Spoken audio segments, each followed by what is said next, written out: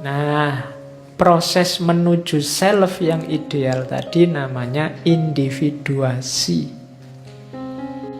Proses menuju individu yang lengkap namanya perkembangan kepribadian.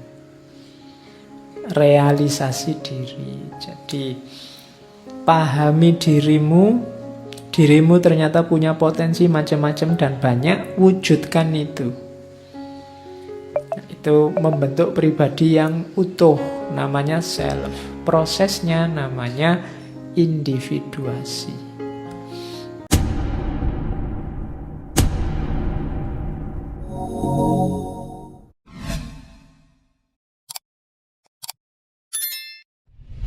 Bismillah. Assalamualaikum warahmatullahi wabarakatuh. Malam ini kita ketemu Carl Gustav Jung. Pandangan-pandangan Jung tentang kepribadian. Saya agak cepet ya. Terus tahapnya ada tahap anak-anak, ada tahap remaja, ada tahap paruh baya, ada tahap tua. Ini sebenarnya ada batas umurnya. Tapi kadang-kadang ada orang yang sudah tua masih bergaya anak-anak, belum mateng, atau ada yang masih anak-anak kok rodok mateng. Nah, yang pertama childhood ini anak-anak. Anak-anak ini potensinya masih utuh, cuma kesadarannya rendah. Biasanya kalau levelnya masih anak-anak, kepribadiannya diarahkan untuk hal-hal yang menjamin dia bisa hidup. Latihan survive, itu anak kecil, makan, seneng-seneng urusannya.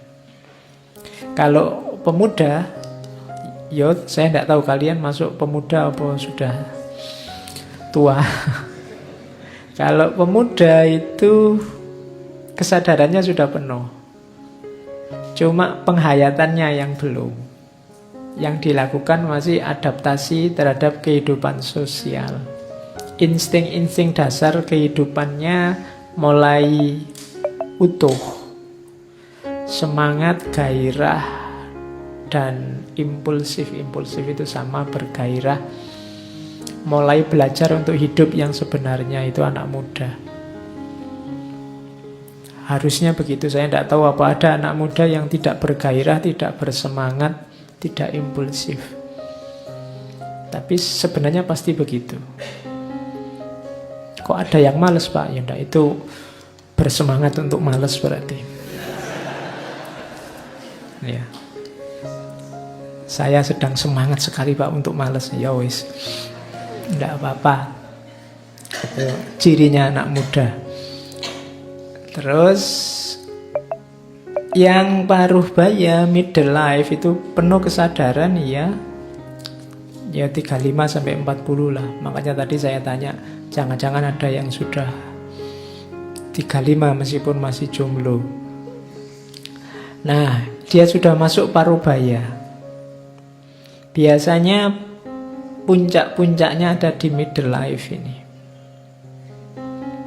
Cuma kalau itu grafik, middle life ini grafik yang setelah puncak terus turun. Sampai akhirnya berakhir di old age, tua. Jadi belajar filsafat itu paling mantap ada di middle life.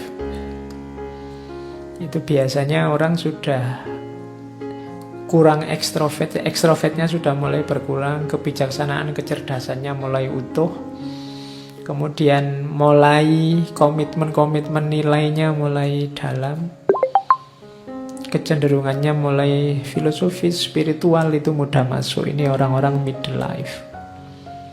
Kalau sudah tua, sudah tingkat kesadarannya turun.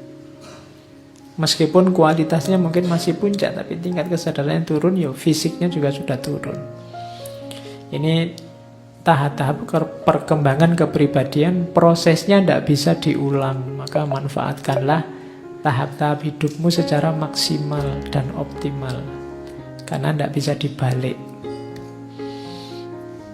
Nah, menjadi pribadi yang utuh tadi ada kalanya progresi, ada kalanya progresi itu semakin baik, kamu semakin baik, semakin menguasai dirimu, semakin bagus. Ada kalanya regresi. Kalau regresi itu kamu ingin baik tapi terhalang. Pingin jadi orang bijaksana tapi terhalang. Itu nanti yang terjadi regresi, mundur dulu sebentar. Biasanya cuma sebentar, tapi terus maju lagi, berkembang lagi. Jadi kepribadian itu berkembang terus. Orang itu semakin mateng kepribadiannya. Kamu sadari atau tidak? Cuma ada yang berkembangnya cepat, ada yang berkembangnya lambat. Kenapa lambat? Banyak halangan. Macam-macam, mungkin halangan kamu serba pragmatis hari ini, halangan cari uang, halangan, nah itu kan halangan untuk kematangan kepribadianmu. Mungkin lingkunganmu nggak mendukung. Pingin bijaksana kaya filosof ning yo koncone celelekan kabeh misalnya. Yo kamu sudah dalil-dalil nyari quote yang bagus-bagus cuma dicengengesi tok ro kancamu.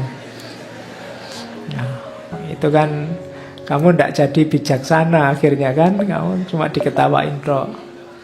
Begitu kamu ngomong quote filsafat paling diketawain, alah mbok filsafat rek, mesti gitu.